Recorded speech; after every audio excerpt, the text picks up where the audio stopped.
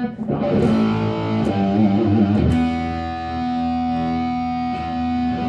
here's some of the things I can do pretty well.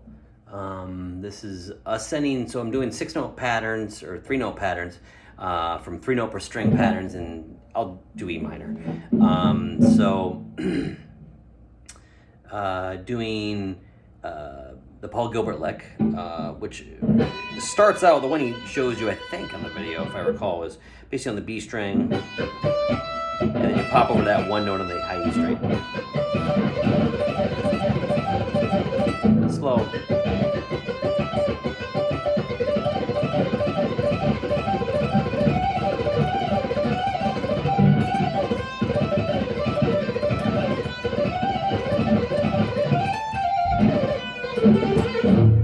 So that's easy.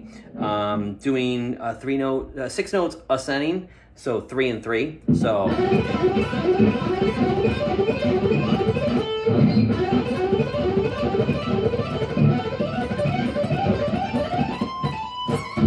that's pretty straightforward. Doing going up 6 notes and then so I'm going.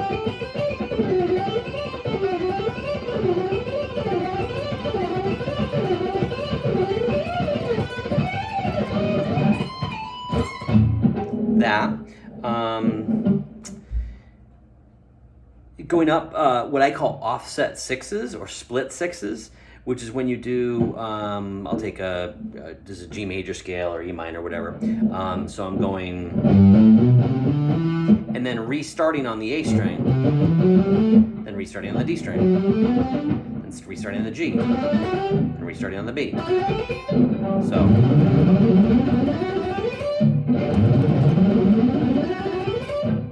Descending, you do the same thing.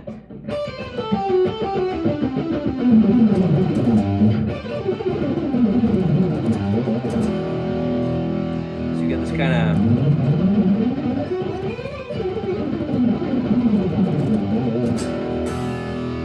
did a little hiccup there in the middle, but that's essentially what you got.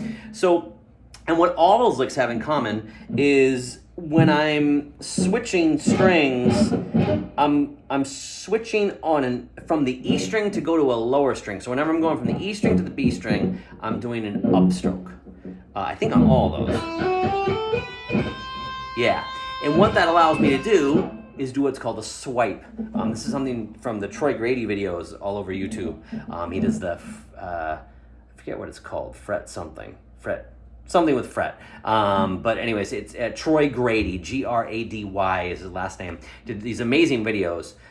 He's an absolute monster on the guitar. But I basically swipe through because I learned by just doing this exercise over and over again when I was 19 years old. I wasn't thinking about what I was doing, but I'm basically swiping that. So what swiping means is I'm basically, when I go down, up, down, because my pick is facing, I'm an upward, what's called an upward pick slanter, meaning my pick is angled kind of like this. So when I'm picking, I'm kind of doing that type of motion. It's exaggerated, but that's essentially what's happening. So, so picking down to hit up on the next string is easy because I'm out of the string. So I'm going 12 with the down pick, 13 with the up pick, 15 with the down pick, and now I'm already past the E string. And now I can just come up and hit that note right there. Now the hard part is that the next note has to be a downstroke on the 15 of the B string. So to do that, there's really only one way. And for me, I'd have to either change pick angle. So I'd go down, up, down, and when I go to hit this E string, I'd hit it at an upward trajectory to get me out of the strings to be able to hit an easy down on the B string. I didn't learn that way, so I don't do it that way. So what I do instead, or what I did to just basically cheat, I didn't know I was doing this, but it's what I did to get it fast, is I basically play through, when I hit that 12th fret on the high E string, I hit through the B string to line me up to hit that next downstroke on a 15 of the B string. So I've got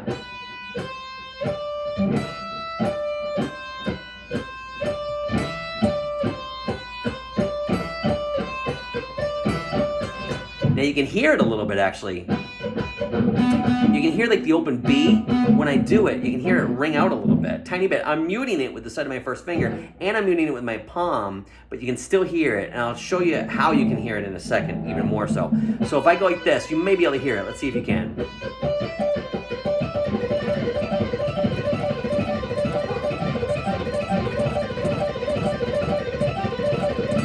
It's not really coming through there, but you can hear it more obviously when I do it in a spot that wouldn't line up. So let me change this. So I'm going to do this in C minor. Make that B stand out a little bit more.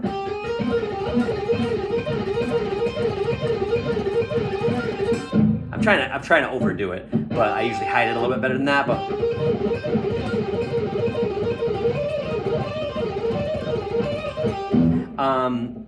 so you can hear me hitting that. So what that does is it kind of created this, I painted myself into a corner basically. I made it so whenever I'm changing to a lower string with a upstroke, it's easy. But if I ever have to change, for example, to an upper string after an upstroke, I'm not as good at dragging through. I just never developed that because I never did that lick. That wasn't part of the Paul Gilbert lick, which is all I used to learn my speed. So that's why doing this exercise with the split sixes, if you think about it, what happens is I go down, up, down, and now I do the string change. So I'm already past the A string, so now I hit that with an up. Then I'm going to double up on the A string, leading me to always only change strings after a down pick. So down, up, down, up, down, up, down, up, down, up, down, up, down, up, down, up.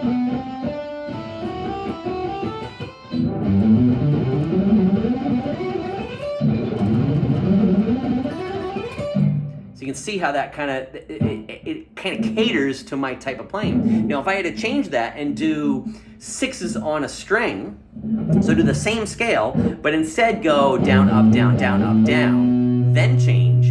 What I'm having to do is I'm being forced to change strings on after an up pick. That makes me have to hop my hand. I do this kind of deliberate motion, and it makes it not smooth. I can't play it even remotely as close to as fast as I can do the splits. So if I go, sorry. I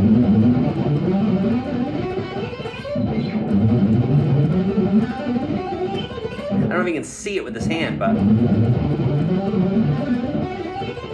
I'm missing strings, I'm missing notes, things aren't coming out. I'm muting, so it sounds okay, but it's not nearly as clean as the split sixes. See, right there, I missed it. So my tendency is to miss the first note of the new string, because I'm having to hop over. Now, Troy Grady has a whole system where you do this downward pick slanting, upward pick slanting, you kind of change. I guess in that example, he'd just be downward pick slanting.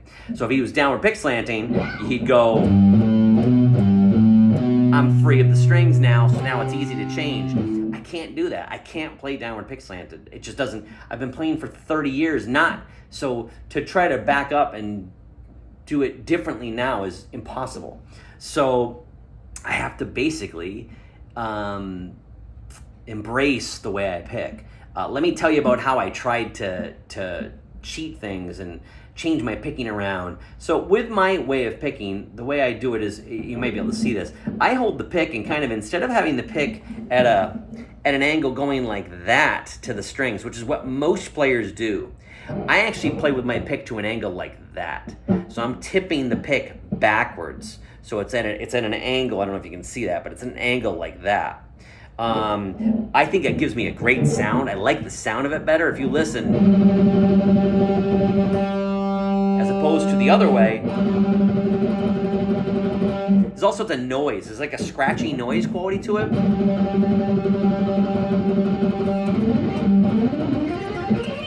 And you can...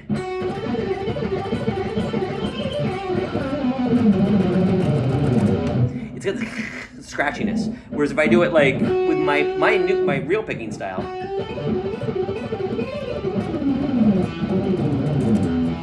it's a lot cleaner. There's less noise going on. So I like that sound better. But there's some drawbacks. One is doing pinch harmonics. I can't do pinch harmonics as well because with pinch harmonics, I would kind of have to flip the pick over and kind of go against the way I normally hold it to get any of that stuff going on. To do that with this pick style, like backwards, I can't do it. I can every once in a while. I actually don't even know how it works, but I can, but it's not easy. So in a song where I have to jump to something quick to do a pinch harmonic and then back, I'm doing this very deliberate kind of motion with this hand, and it messes it all up. So that's one problem. The other problem I had was my pick, I hold it with 2 fingers on the top here and then my thumbs on the back. What would happen is the pick would start sliding backwards away. So I'd wind up picking with like the side of the pick instead of the point. I seem to have fixed that from my little experiment that I'll talk to you in a second about. That doesn't seem to really happen that much anymore. And I tend to fan my fingers out more than I used to. I used to kind of my hand was locked like that. So now you can see me doing it. I'm kind of kicking these 3 fingers out.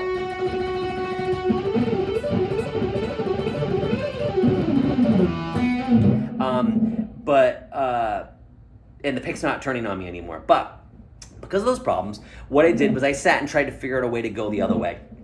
I basically tried to go against my natural picking style that I had developed over time and try to fight against it. I spent a year doing this with my pick going the other way, and essentially just sat and kind of drilled over and over again, and I kind of held it like this, so the pick's kind of at the knuckle, at this first knuckle of my first finger. It's kind of laid across that, and then my thumb goes across that. Hold the pick very tight, and lets me put it at a downward angle, lets me get squealies and stuff like that very easily. But my wrist wasn't as flexible to be able to do any like funky stuff or anything like that. That I have to do that. I have to kind of hold it my old way. To do it this way, it's like I'm gripping the pick too tight to really do it. I'm sure I could if I worked at it, but it was never comfortable. I could play.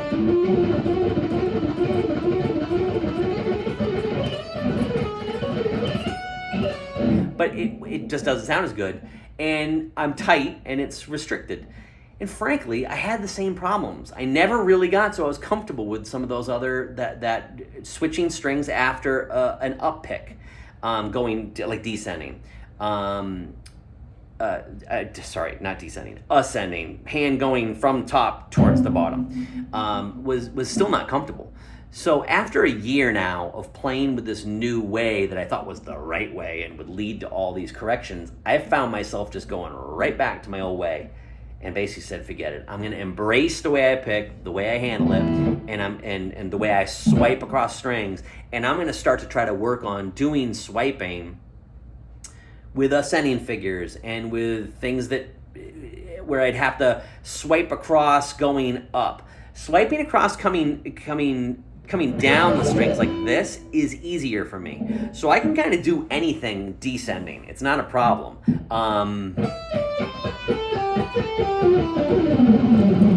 So I can do that. I can do...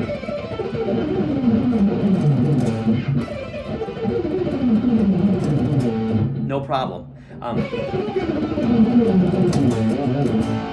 All that's fine. It's because I'm able to swipe easily because that's what I did with the Paul Gilbert exercise. But now I have to work on ascending figures using swiping. So swiping up, which is something I never did. So a perfect example of what I'm going to start working on is doing this, where I'm going, it's basically anything where I'm doing an even number of notes on a string, on a single string, whether that be pentatonic patterns, 4-note per string, like the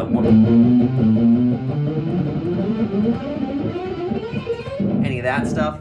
All of those type of licks are what I'm going to work on with swiping instead of doing that little hop thing that leads to all sorts of problems. So I think the best way for me to work on that is to work on probably the 1, 2, 3, 4 exercise.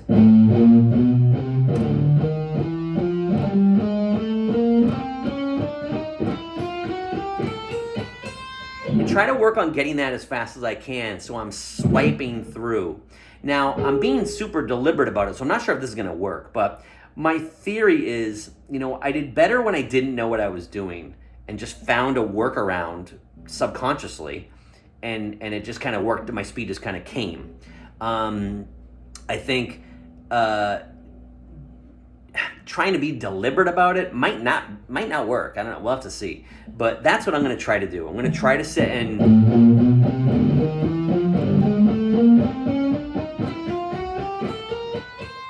So my right hand is never kind of hopping away. All right?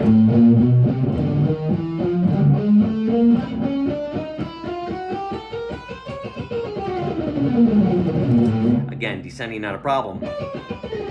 In fact, I'm swiping. So I just swiped to be able to hit a downstroke on the next string. Don't mind my dog barking. Now,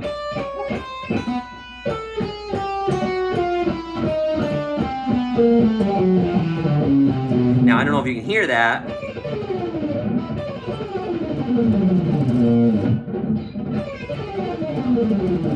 I tend to palm mute a lot to cover it up. Let's see if it...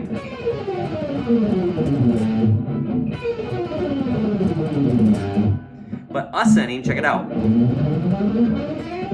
See, I'm getting hung up.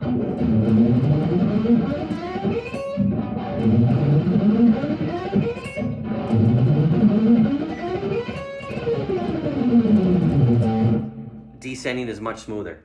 So that's what I'm going to work on. So the moral of the story is, if you're old like me and you learn how to play one way, and you try to change your way of playing, it can work sometimes, but it's going to be real hard to break those old habits. And I would say embrace the way you play and find workarounds for the things you can't play. Because I've definitely got things in my playing that I can't do. And this will hopefully help. So I'll try to keep you posted on how things develop over time. Yeah, we'll just, I'll check back in. Hopefully it won't be like 4 years till my next video, like between my last video and this one. So I'll try to stay on top of it a little bit better than that. COVID and all. You'd think during COVID I would have had a lot of time to do this, but I didn't. And we'll go from there. Thank you very much, and have a good one.